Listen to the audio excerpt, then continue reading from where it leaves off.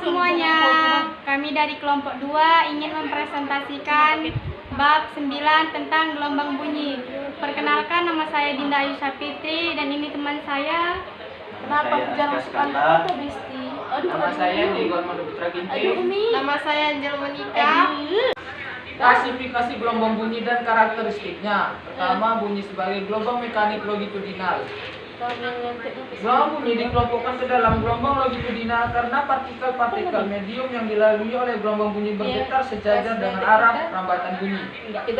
Pada kasus gelombang bunyi di udara, rambatan adalah daerah udara bertekanan tinggi, sedangkan renggangan adalah daerah untuk udara bertekanan rendah. Apabila bunyi merambat pada medium lain, maka akan terbentuk rapatan dan renggangan yang merupakan ciri gelombang longitudinal.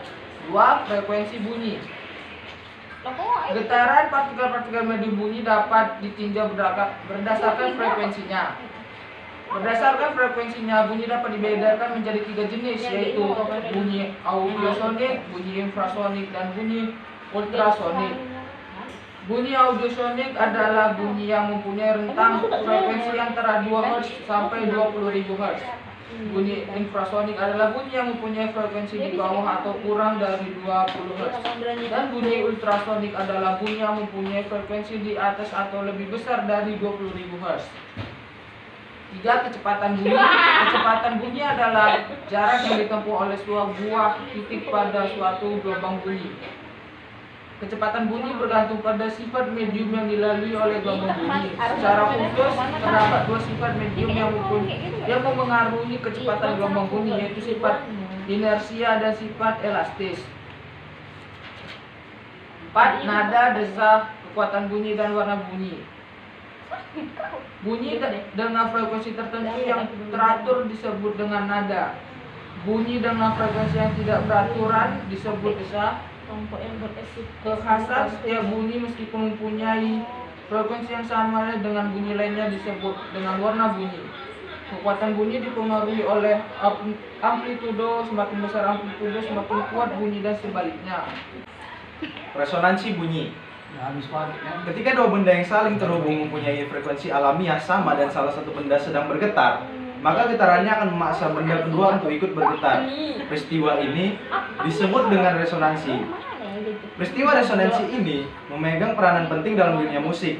Hal ini karena prinsip resonansi dimanfaatkan dalam alat-alat musik seperti gitar, biola, kecapi, arpa, gong, seruling, dan lain-lain.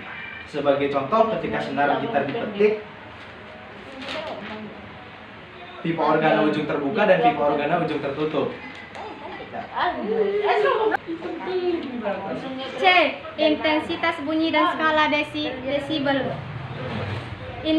Intensitas gelombang adalah daya gelombang yang dipindahkan melalui bidang tertentu tiap satuan luas yang tegak lurus dengan arah perambatannya gelombang.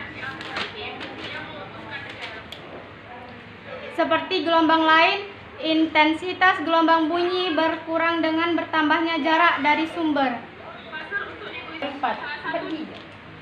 D. Interferensi dan pelayangan bunyi. Interferensi gelombang adalah peristiwa yang terjadi ketika dua buah gelombang yang sedang bergerak bertemu dalam medium yang sama. Karena bunyi merupakan gelombang, maka bunyi dapat mengalami gejala interferensi. Interferensi dua gelombang bunyi yang memiliki frekuensi sedikit berbeda akan menimbulkan peristiwa yang disebut dengan pelayangan bunyi. Efek Doppler. Efek Doppler merupakan sebuah peristiwa yang terjadi ketika sumber gelombang bergerak terhadap pengamat. Peristiwa ini dapat terjadi pada semua jenis gelombang, seperti gelombang permukaan air, gelombang bunyi, dan gelombang cahaya. Dalam kehidupan sehari-hari, kita sering menemukan peristiwa efek Doppler untuk gelombang. Sebagai contoh, ketika mobil polisi atau ambulans yang sedang melintas di jalan raya mengeluarkan bunyi siren, maka nada bunyi siren terdengar tinggi ketika sumber bunyi mendekati kita.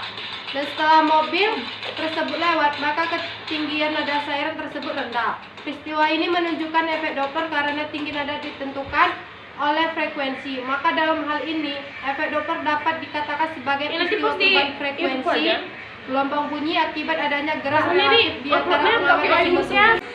Sekian dari penjelasan kami. Terima kasih.